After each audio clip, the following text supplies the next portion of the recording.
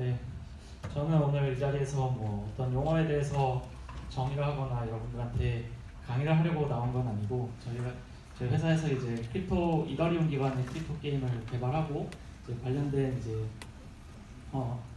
좀 개선된 블록체인을 개발하면서 이제 어떤 인사이트들을 공유하는 자리입니다. 여기 뭐 장표 중간중간 사진도 찍으시고 막 필기도 열심히 하시는데 제 세션은 좀 편안하게 들으셔도 될 것 같습니다. 사진은 뭐 마음껏 찍으셔도 되는데요. 네, 제 발표는 이제 크립토 게임이 어떤 특성을 가지고 있는지 설명을 해드릴 거고, 그리고 이제 게임에 쓰이는 스마트 컨트랙, 특히 이제 저희가 개발한 이더리움 스마트 컨트랙에 관련된 내용, 이제 그 게임 자체를 개발하면서 어려움을 겪었었고, 이제 그런 것들을 어떻게 해결해야 되고 더 미래에는 어떤 솔루션이 있어야 될지에 대해서 얘기를 나누려고 합니다. 네, 첫 번째는 이제 크립토 게임인데요. 혹시 크립토 키티를 처음 들어보신 분? 네, 좀 계시네요. 그래서 이제 크립토 게임이라는 거는 여기 이제 고양이가 있는데요. 고양이가 이제 그 토큰이에요. 토큰이 이더리움 상에 올라가 있는 토큰이어서 이 고양이를 이더리움 트랜잭션을 통해서 사거나 팔 수 있는 것. 그래서 이 고양이는 뭐 이 외형과 어떤 고양이 특성들, 그리고 뭐 이 고양이가 교배를 해서 자식을 낳을 수도 있거든요. 그럼 자식을 뭐 마켓에 내다 팔아서 이더를 벌 수 있는 뭐 그런 구조의 게임인데,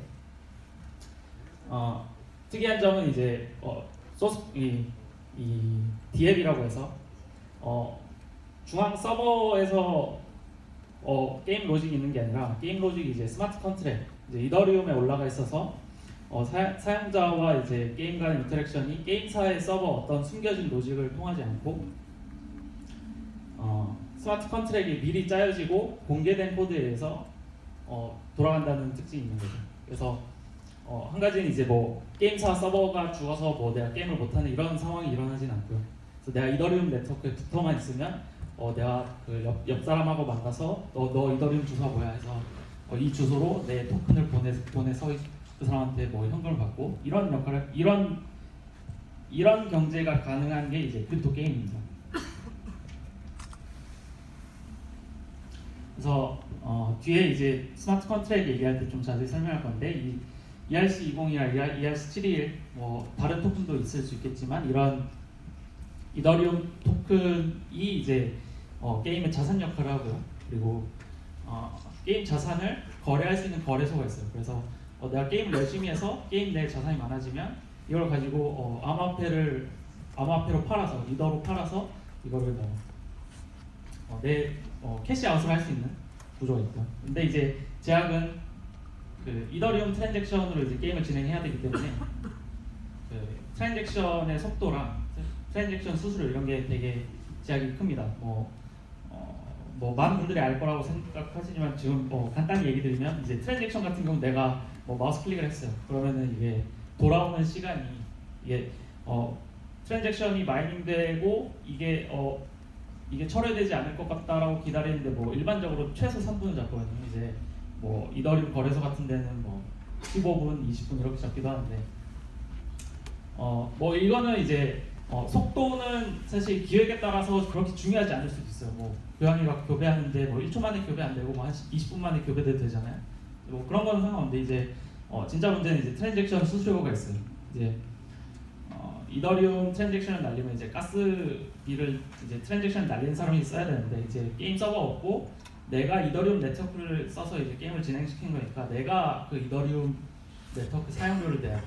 근데 이게 크립토 키티가 한참 떠가지고 그냥 비쌀 때는 뭐 내가 트랜잭션 한 번 하는데 2,000원씩 내야 됐어요. 2,000원, 뭐 2만원 이렇게 냈어요.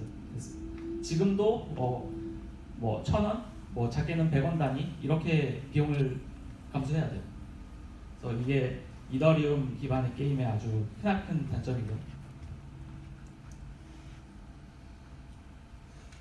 그래서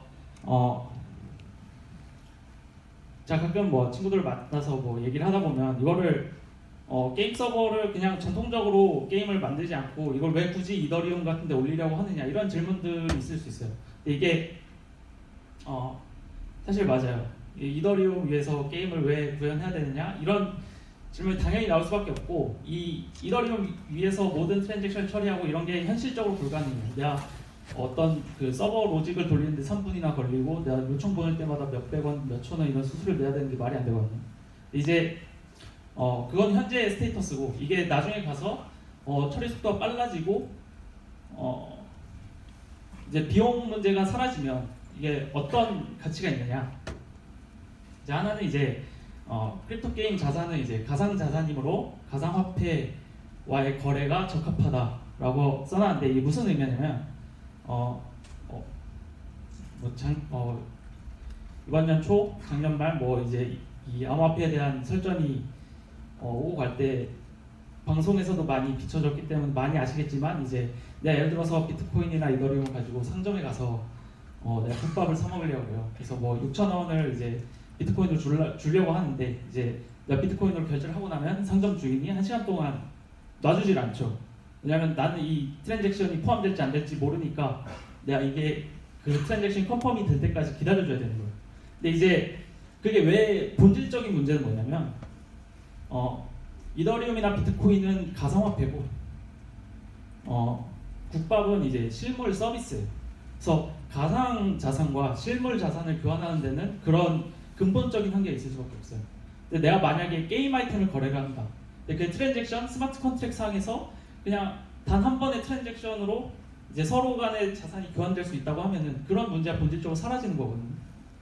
이제 그런 장점이 있고요. 또 이제 기존 게임 자산이 가지고 있던 문제들을 이제 좀 해결할 수 있는 게 있는데 여러 가지 있지만 이제 뭐 발표 시간 한정돼 있어서 두 가지만 준비를 했는데 하나는 이제 게임 아이템에 대한 게임사의 독점적인 권한 뒤에 바로 설명할 거고요. 그리고 확률형 아이템 뭐 이것도 관련해서 논란이 나오는데 이거에 대해서 얘기를 해보겠습니다.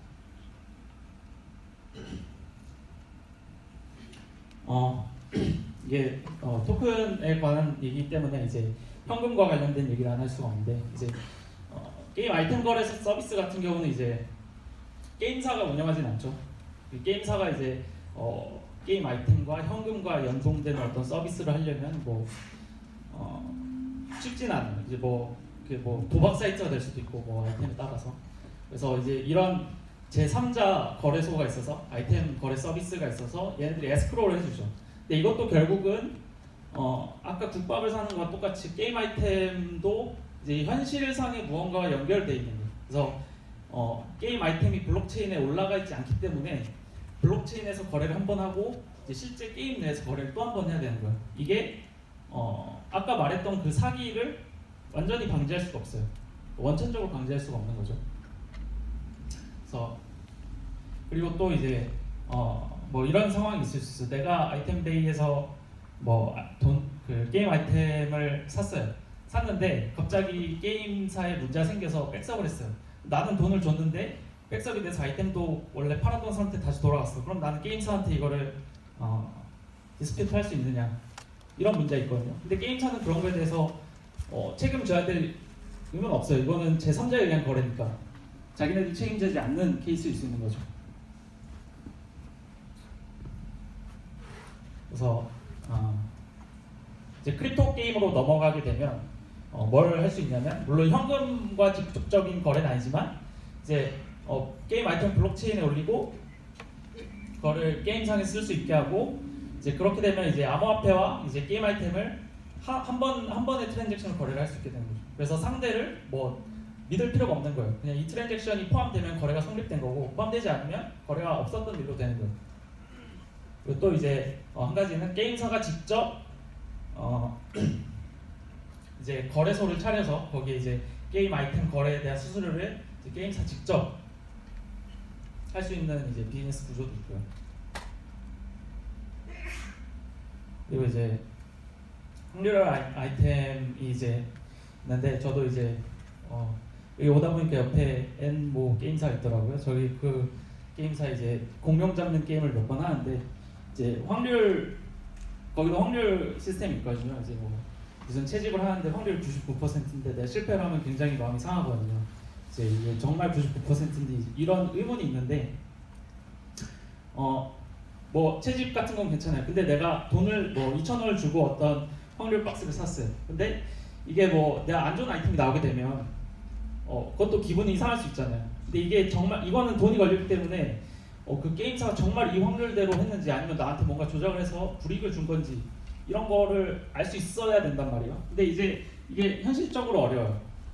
이게 뭐 문제가 돼서 뭐 자율규제안도 나와서 이제 뭐 이거는 그 리니지 M 게임인가 해서 검색하다 나온 걸 가져왔는데 뭐 이게 아이템 확률이에요. 그래서 이 사람들의 확률을 이렇게 공개해두고 이 확률대로 나온다 이렇게를 선언한 건데 사실 이 확률을 실제 게임 서버 로직에서 쓴다는 보장을 유저가 검증할 수 없어요. 그런 한계가 있고 게임사 입장에서도 이거를 뭐 서버 로직을 공개한다 하더라도 이거를 실제 게임 서버에 적용했는지도 의문이고 그렇다고 해서 뭐 그거를 유저가 뭐 믿을 거라는 보장이 없거든요. 그래서 이거를 이제 크립토 게임으로 가게 되면 뭐가 가능하냐면 이건 이제 이더스캔이라는 이제 그 이더리움 파운데이션에서 이제 운영하는 이제 그 이더리움 트랜잭션을 쭉 볼 수 있는 목록이에요. 그래서 여러분들이 마이닝을 하거나 아니면 거래소로부터 뭐 이더를 사서 내 지갑으로 출금을 하거나 하면은 이 이더스캔의 주소를 줘요. 이 트랜잭션으로 당신한테 얼마 이더를 보냈다. 아니면 내가 마이닝을 어떤 트랜잭션 아이디로 뭐 마이닝을 했다 이런 게 나와서 여기서 다 그 거래 내역을 확인할 수 있어요.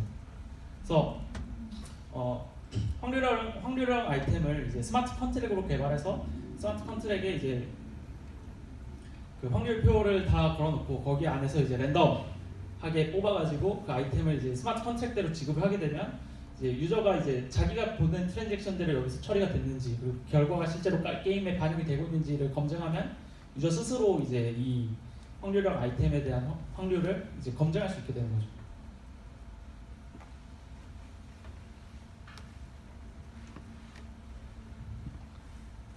네, 이거는 이제 저희가 그 개발하고 있는 크립토 게임인데요. 이제 런 게임입니다. 이제 저 하얀색 로봇이 이제 주인공이고요. 이제 로봇에 파츠들을 갈아 끼울 수 있어요. 파츠를 갈아 끼우고 이제 뭐 비트코인, 이더리움, 리플들을 먹으면서 멀리 가면서 파츠를 교환하고 뭐 업그레이드해서 사람들과 대결을 하는 그런 게임입니다.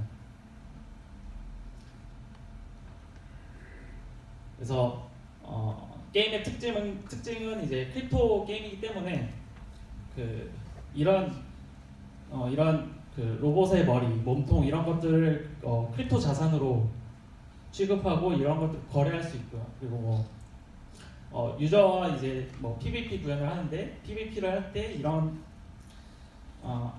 어떤 랜덤 요소가 있을 수 있어요. 랜덤 요소 같은 거를 게임사가 독점하지 않는다, 뭐 어떤 그 불공정한 일을 하지 않는다라는 거를 스마트 컨트랙을 공개함으로써 그런 의문들을 해소하는 게임이고요.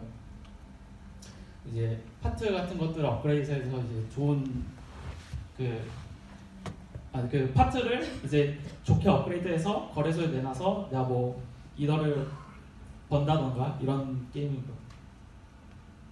그래서 다음은 이제 그 이더리움 스마트 컨트랙에 대한 소개를 잠깐 해드릴 텐데 사실 이 내용은 이제 저희 회사에서 그 코드체인 에듀라고 이제 주로 개발자들 상대로 이제 교육 활동을 주로 해왔었는데 여기서 이제 그 관련된 내용을 좀 소개를 해드릴 텐데 혹시 개발자분들이 있으면 참 유익한 시간이 될 거라고 생각합니다.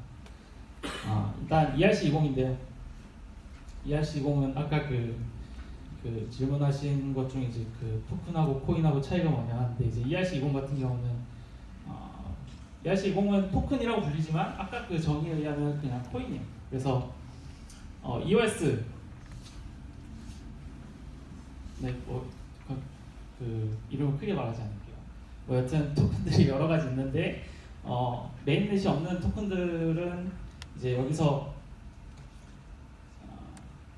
그 이더리움 상에서 ICO를 해요. 그래서 이더를 막 받아서 이더리움 네트워크 상에서 자기네들이 소유한 토큰을 이제 자기한테 이더를 보내준 만큼 기록을 하는 거예요. 이게 원리가 어떻게 되냐면 상당히 기술적인 장표인데, 아무튼 이 매핑이라는 게 결국은 어떤 키밸류라고 보면 돼요. 이 어드레스가 주어지면 어떤 정수값을 주는 건데, 예를 들어서 이게 변수인데 내가 뭐 어떤 ICO 하는 컨트랙트가 있어요. ERC20 컨트랙트가 있는데 여기에 이더를 넣으면 제 이더리움 주소가 있을 거 아니야? 그 주소에 그 이더를 넣은 만큼을 값을 그냥 저장하는 것 뿐이에요. 토큰이란 거는 그냥 어떤 키밸류 스토어인데 어드레스를 넣으면 어떤 그 어드레스가 얼마를 가지고 있는지 기록하는 스마트 컨트랙트일 뿐이다. 그래서 ERC20의 기본적인 기능들은 이런 위에 트랜스퍼, 그래서 누구한테 얼마를 보낼 건지, 그리고 또 뭐 특이한 거는 이제 어프로브라고 해서 누구한테 얼마를 쓰게 할 건지, 내가 뭐 A라는 사람이 100 토큰을 가지고 있으면 B한테 50 토큰을 어프로브 할 수 있어요. 그럼 나는 아직 100 토큰을 가지고 있지만 B가 내 토큰을 50 토큰만큼 쓸 수 있게 하는 거예요. 이게 스마트 컨트랙에서 거래소, 스마트 컨트랙 기반 거래소를 구현할 때 핵심적으로 쓰이는 코드인데요. ERC71이 있어요. ERC71은 아까 컨센서스 토큰 관련된 얘기를 할 때 펀저블 얘기가 나왔어요. 근데 이제 ERC71 같은 경우는 non fungible 토큰이라고 해서, 이게 사실 non fungible이라는 말은 우리한테 익숙하지가 않아요. 그래서 여기 있는 하얀색 바탕으로 리스트된 게 이더리움 관련해서 이 컨트리뷰션 하는 사람들이 이 토큰의 명칭을, 표준안의 명칭을 뭐로 할까 되게 논의를 하면서 이게 모은 것들이거든요. 그 중에 하나가 이제 디드인데, 디드는 이제 저 같은 경우는 증표라고 해석을 하는데, 이더리움 개발하는 사람들이 우리나라 뉴스를 봤나 봐요. 그래서 가상증표 이런 거를 이제 이더리움 상에서 표준안으로 만들려고 한 것 같은데, 그래서 이제 내가 어떤 고양이가 있잖아요. 근데 고양이는 다 특성이 다르단 말이에요. 빨간 고양이도 있고 검은 고양이도 있어요. 근데 그거를 그냥 토큰 하나라고 할 수가 없거든요. 그래서 그 토큰에 어떤 일련 번호를 부여하는 거예요. 그래서 여러분들 지폐를 보면 이제 일련 번호가 있잖아요. 거기에 그냥 금액이 없다고 생각하시면 돼요. 한국은행 찍혀 있고 일련 번호가 뭔데, 그럼 이 일련 번호가 어떤 고양이와 매핑이 되는 거예요. 그 고양이는 이 일련 번호에만 엮여 있는 고양이인 거죠. 그래서 그런 이제 크립토키티도 ERC71 스펙을 만족하면서 이제 고양이의 소유권을 어떻게 관리할 건지를 관리하고, 그래서 구양 같은 경우는 이제 아까는 이제 어떤 어드레스가 있으면 그 사람이 얼마를 가지고 있는지였는데, 여기서도 어떤 정수를 쓰지만 저 정수는 그냥 어떤 유일한 아이디예요. 일련 번호예요. 그래서 어떤 일련 번호를 넣으면 그 일련 번호의 주인이 누구인지 하는 똑같은 키밸류 스토어. 그래서 키와 밸류가 있는 어떤 매핑이다. 토큰 언어라는 게 있고요. 그래서 이게 이더리움 상에서 이제 가장 많이 쓰이는 컨트랙트 두 가지라고 보시면 됩니다. 그래서 스마트 컨트랙 기반의 거래소가 어떻게 동작을 하냐면, 이제 원리는 간단한데, 내가 거래소에가 아까 말했던 어프로브라는 동작을 해요. 그래서 너 거래소한테 내가 100 토큰이 있는데 너가 내 토큰을 50 토큰 쓸 수 있어 라고 맡겨놔요. 그러면 실제로 주는 건 아니고 그냥 장표상에 기록만 해두는 거예요. 기록만 해서 거래소가 언제든지 나의 50 토큰을 쓸 수 있는 거고, 그리고 거래소는 다른 사람한테 이 어프로브를 받으면 이제 그 거래소들이 어프로브된 토큰들이 있잖아요. 이 토큰들 사이에서 어떤 교환을 스마트 컨트랙트가 해주는 거예요. 근데 나 어프로브를 해줬는데 거래소가 마음대로 빼가면 어떡하냐. 그래서 여기 밑에 전제가 있어요. 그래서 어프로브를 했을 때 그 거래소가 이 토큰을 자기 마음대로 탈취 못하도록 이제 소스 코드가 공개되어 있고, 악의적인 동작을 하지 않을 거라는 거를 이제 커뮤니티에 의해서 이제 그 검증을 받아야 되는 거예요.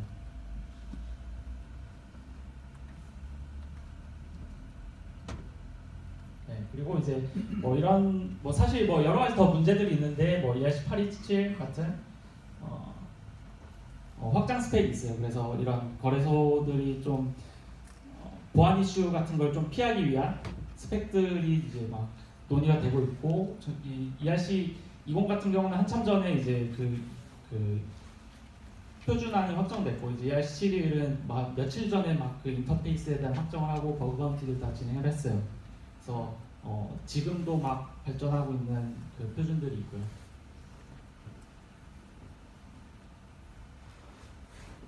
그리고 저희가 아까 그 게임에 어떤 PVP 요소에 랜덤이 있을 수 있다고 했는데, 사실 그 아까 그 POS에서도 이제 내가 어떤 토큰 홀더들이 모여가지고 누가 블록을 만들 건지 결정해야 되는데, 이게 디터미니스틱하게 결정이 돼버리면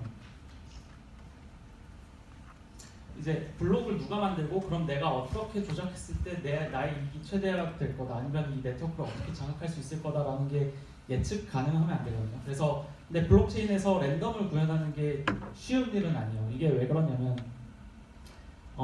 내가 어떤 트랜잭션을 만들면 이게 모든 사람이 다 합의가 돼요. 그래서 기본적으로 디터미니스틱 해야 된다는, 그래서 결정적이어야 돼. 내가 뭐 한국에 있는 컴퓨터가 실행을 하든 뭐 어디 미국에 있는 컴퓨터 실행을 하든 그냥 내 옆에 있는 컴퓨터 실행을 하든 다 인풋이 똑같으면 똑같은 아웃풋이 나와야 사람들이 너가 제대로 계산했구나 라고 내가 그 블록을 인정해 줄게, 검증하는 과정이 이제 유효하단 말이에요. 만약 각각의 컴퓨터들이 다 다른 동작을 하게 되면 검증을 할 수가 없어요. 그래서 기본적으로 블록체인은 디터미니스틱한 동작을 해야 되는데, 이게 그래서 이제 이더리움 스마트 컨트랙 개발할 때 이 EVM에는 랜덤 함수가 없어요. 그래서 랜덤 함수가 없어가지고 이거를 이게 그냥 나이브하게 구현하는 데도 있지만 굉장히 좀 큰 제약이거든요. 그리고 또 나이브하게 구현하는 예 중에 하나는, 예를 들어서 마이닝을 하게 되면 그 POW 방식으로 마이닝을 하게 되면 블록 해시가 나오거든요. 그 블록 해시는 사실 마이너가 실행하고 이제 발표하기 전까지는 그 사람만 결과를 알고 있거든요. 예를 들어서 스마트 컨트랙인데 내가 뭐 사람들이 막 한 500명이 몰려들어서 로터리를 하는데 뭐 당첨 상금이 뭐 한 500억이 됐어요. 500억이 됐는데 마이닝이 내가 이거를 가져가고 싶을 거 아니에요. 경제적인 인센티브가 있으니까. 내가 유리한 대로 마이닝을 해가지고 얘를 가져가게 할 수 없어야 돼요. 이제 그런데 이제 디터미니스틱은 해야 되고, 이제 그런 문제들이 있어서 이제 구현 방법이 여러 가지가 있는데요. 이제 좀 전문적인 용어는 커밋먼트 스킨이라고 하는데, 내가 어떤 랜덤 소스로 쓸만한 값을 이제 어떤 생길 만한 미래에 밝혀질 값으로 약간 밀어두는 거죠. 밀어두고 나는 예를 들어서 지금 현재 뭐 이더리움 블록 번호가 100만 번이에요. 그럼 나는 100만 10번째 블록 해시를 쓸 거야 라고 해서 지금 선언을 하는 거죠. 그래서 블록 생성이 더 돼가지고 10만 10번째 블록이 생성이 됐어요. 그러면은 이제 블록 해시가 나왔잖아요. 이제 그걸 쓰는 거예요. 근데 이런 것도 이제 완벽한 솔루션은 아니고요. 예를 들어서 아까 말한 그 로터리 게임을 하는데 내가 마이너인데 510만 100만 10번째 이제 블록을 생성했는데 해시값이 나왔어요. 이 해시값을 내가 이 로터리를 돌리는 거를 시뮬레이션 해봤더니 내가 지네? 그러면은 이제 블록을 발표를 안 하고 그냥 그 블록을 버릴 수도 있거든요. 그럼 그 사람은 한 번 더 기회를 가지게 되는 거예요.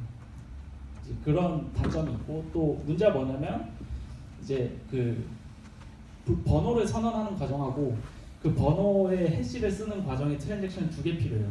그래서 트랜잭션 2개 필요한데, 이게 결국은 그 트랜잭션의 그 레이턴시, 처리 속도와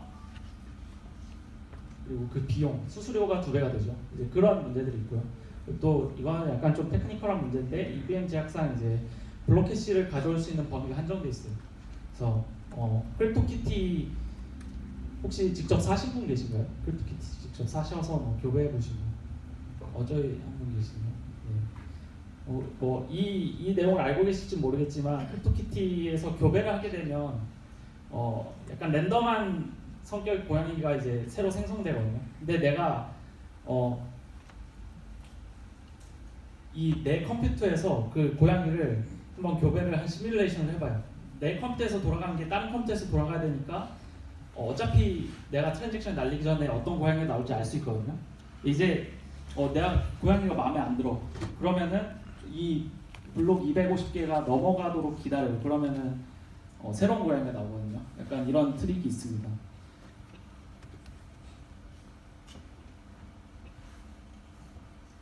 네, 다음은 이제 크립토 게임 개발의 어려움인데, 하나 이제 스마트 컨트랙이란 거는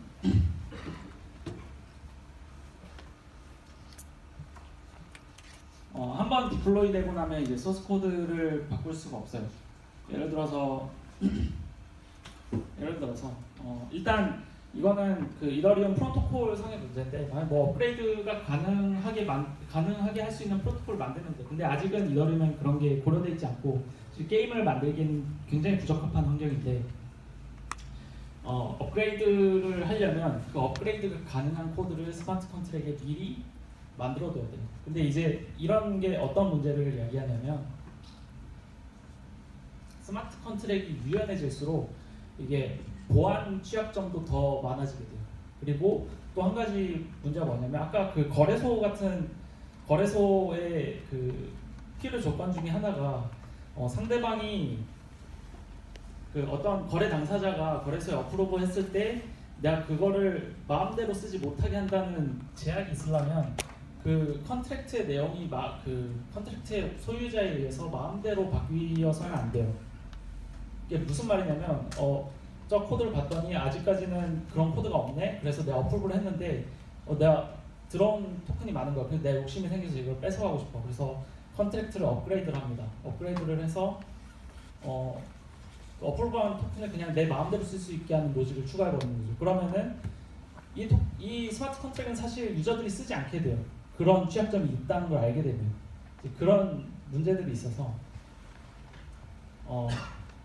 보안과 이제 그 업그레이드가 사실 그냥 어렵다고 보시면 돼요. 이제 한 가지 첨언하자면 이제 크립토키티 같은 경우도 작년 이제 11월에 디플로이를 했는데 한 번도 업그레이드를 한 적이 없고, 그리고 블록가스 리밋이라고 해서 트랜잭션이 처리할 수 있는 양이 한계가 있어요. 그래서 복잡한 로직을 구현하게 되면 이걸 이더리움 그 마이너들이 받아주질 않아요. 이거는 그 너무 그 트랜잭션이 무겁다. 이 무거우면 어떤 문제가 발생하냐면, 이 트랜잭션을 검증하는데 2초, 3초 이렇게 걸리게 되면, 그것보다 더 걸리게 되면 이제 블록 생성이 한 뭐 15초에 한 번 걸리는데, 내가 블록을 만들었어요. 근데 다른 사람들한테 블록을 전파했어요. 전파했는데 나는 전파를 하자마자 마이닝을 시작하잖아요. 근데 이제 전파받은 사람들은 그 블록을 검증하고 마이닝을 해야 돼요. 왜냐면 검증 안 하는데 내가 이게 이상한 블록이었으면 마이닝을 해도 보상 못 받거든요. 다른 노드도 인정을 안 해줄 거니까. 이제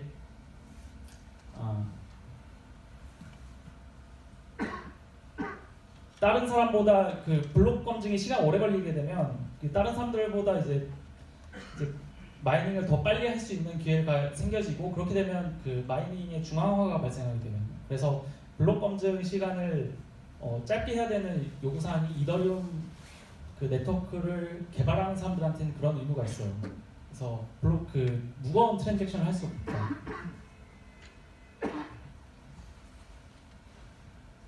네, 이제 게임의 개발의 어려움에 대한 얘기였고, 이제 좀 그 게임 제작의 한계점들을 말씀드리자면, 그 블록체인 기술 같은 경우는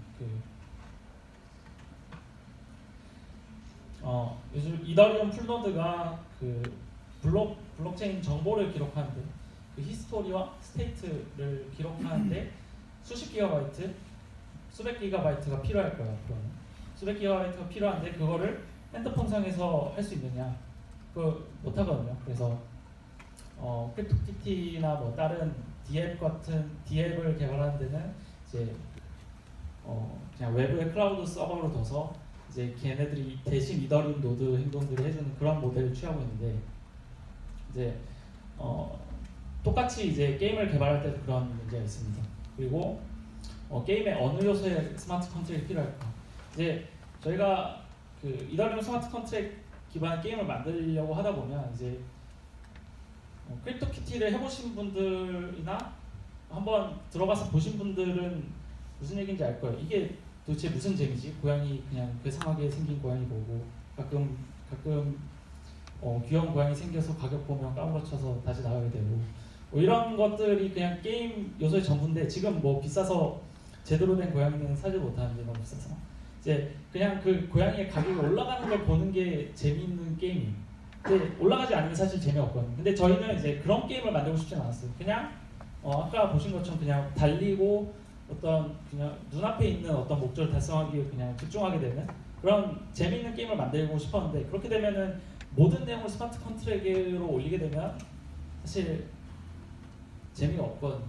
그래서 어떤 부분을 스마트 컨트랙으로 하고 어떤 부분을 그냥 중앙 서버에서 관리를 할지를 결정해야 될 필요가 있었어요.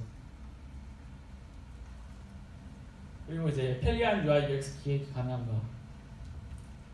아까도 말씀드렸지만 이제 내가 트랜잭션 날릴 때마다 이게 돈이 들고 어떤 특정 아이템과 관련된 내 토큰과 관련된 이제 트랜잭션들은 시간이 걸리기 때문에 그 결과를 바로 보여줄 수가 없는 그런 제약들이 있어요. 그래서 이런 편리한 UI UX를 기획하기 위해서 고민들이 있었고요. 이제 한 가지는 이제 아이템과 관련된 제약인데 크립토키티도 당연히 이런 문제를 가지고 있는데 그 고양이가 나 어떻게든 그냥 한 마리 사보고 싶어. 그냥 뭐 내가 공부를 한다든지 그냥 고양이를 엄청 좋아해서 그냥 한 마리 사고 싶은데 고양이가 뭐 원화 가치로 500원인데 여기에 들어가는 수수료가 뭐 2,000원이에요. 그러면은 괜히 기분이 상하잖아요. 그냥 뭐 2,500원 주고 고양이를 산다고 생각할 수도 있겠지만 수수료가 더 비싼 게 약간 마음에 안 들 수 있죠. 그래서 그런 개별적인 아이템들을 최소한 그 수수료보다는 비싸게 책정해야 되는 그런 문제들이 있어요. 그리고 이 수수료가 항상 일정한 것도 아니에요. 이제 이더리움 네트워크 그 혼잡해지면 수수료가 점점 올라가고 이제 뭐 한가할 때는 더 싸지고 이런 문제들도 있어서 네. 그리고 이제 소모성 아이템 블록체인을 올리기 적합하지 않아요. 이제 뭐 여기에 대표적으로 뭐 물약 같은 거 나왔는데 뭐 RPG 게임 같은 걸 하다 보면 물약을 먹잖아요. 물약을 뭐 1초에도 뭐 두세 개씩 먹을 수 있는데 이거를 이더리움 트랜잭션으로 한다? 그거는 불가능해요. 지금 뭐 가장 빠르다는 구현체로 나와 있는 이제 리플 같은 경우도 그 블록 아까 컨센서스에서 말한 파이널리티 블록 내가 트랜잭션이 이제 철회될 가능성이 없다라는 걸 보장하는데 뭐 최소한 4-5초는 걸린단 말이에요. 이거를 물약 내가 한번 먹었는데 내가 당장 1-2초 극한데 내가 5초 뒤에 물약을 먹었다는 게 반영된다. 이건 말이 안 되잖아요. 이제 이런 것들은 블록체인에 올릴 수가 없다. 이런 문제고요. 네, 그리고 아이템 정보 업데이트 문제. 이것도 사실 아까 그 얘기랑 비슷할 수 있어요. 예를 들어서 RPG 게임 같은 경우는 이제 아이템의 내구도 같은 게 있잖아요. 내가 쓸 때마다 내구도가 달아야 되는데 이 내구도는 결국 이 아이템이 사라질지 말지 결정하는 중요한 요소란 말이에요. 근데 이거를 이제 그 아이템과 관련돼 있으니까 이거를 블록체인 트랜잭션 해야 된다. 이것도 사실 문제가 돼요. 이런 것도 어려운 점 중에 하나고요. 그리고 또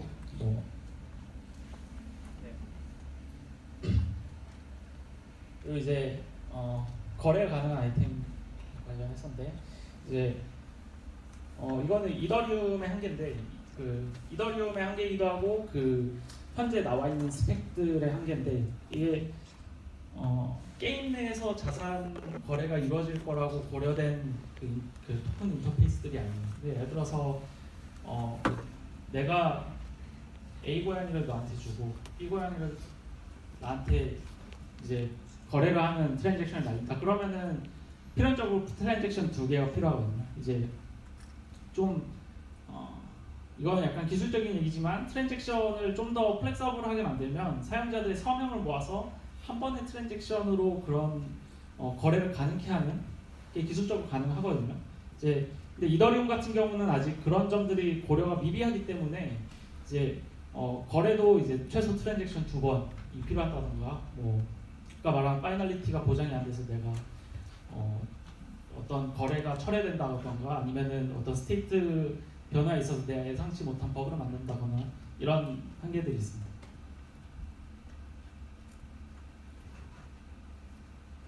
네, 그래서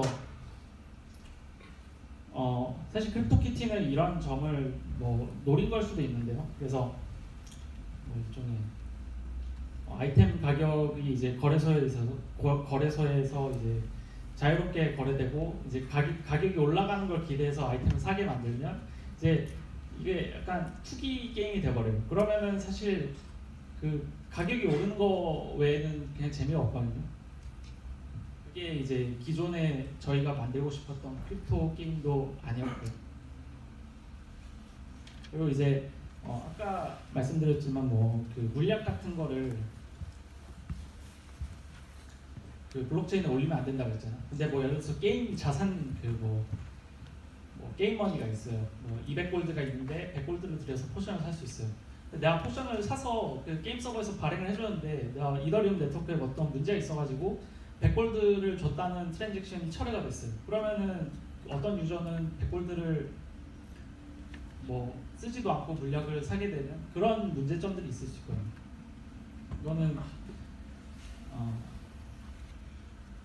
그래서 그 어떤 부분을 스마트 컨트롤에 옮기고 어떤 부분을 이제 게임 서버에서 처리하게 되면 이 둘 간의 그 싱크를 맞추는 문제 이게 상당한 제약이 있고 그래서 근본적인 해결책은 블록체인이 성능이 굉장히 좋아져서 뭐 그냥 게임을 개발할 때 아이템 서버, 자산 서버를 그냥 블록체인으로 쓰는 거예요. 그게 이제 궁극적으로 이상적인 형태겠죠.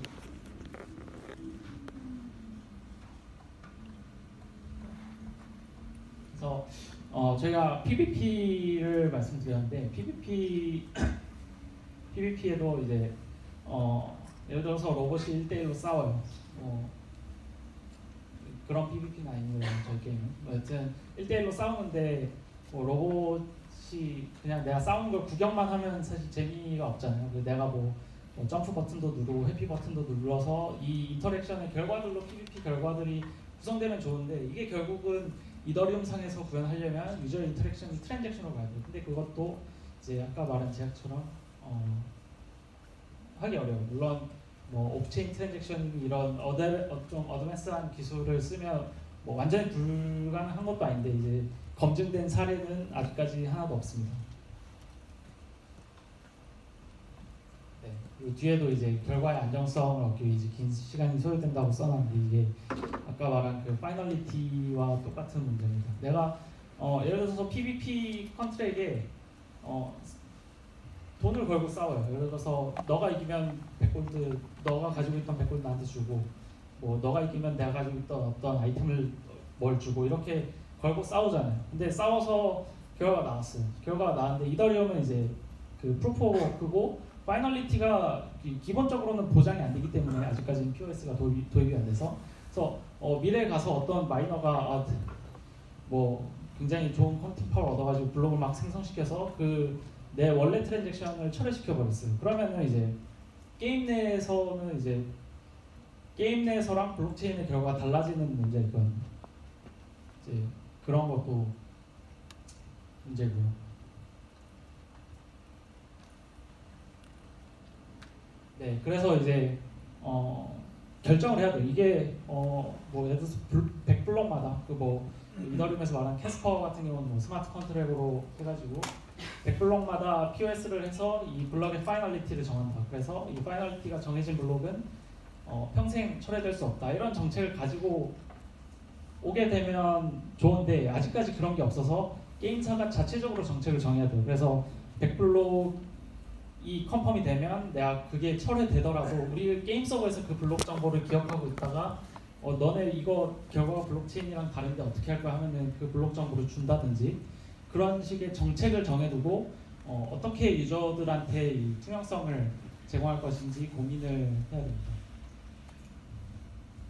그래서 굉장히 빠르게 달려왔는데 결론은 이제 이더리움 기술의 한계는 이제 높은 수수료와 이제 트랜잭션의 확정 속도 그리고 파이널리티가 보장이 안 되는 문제 이런 게 큰 문제고 이제 해결 방안 같은 경우는 결국은 속도를 높여야 되고 이 속도는 결국 수수료하고 이제 뗄 수 없는 문제이기도 해요.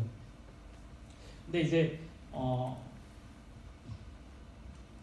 이 블록체인 기술이라는 거는 이건 좀 P2P고 P2P 관계에서 이제 뭐 레이턴시가 50ms의 블록 파이널리티를 제공해준다 이런 건 사실 안 되거든요. 그래서 어느 정도는 기획 요소를 조정해야 되는 게 있어요. 그래서 내가 어떤 요청을 준 게 바로 확정이 안 될 가능성도 있기 때문에 그거를 어떤 정책들을 정하고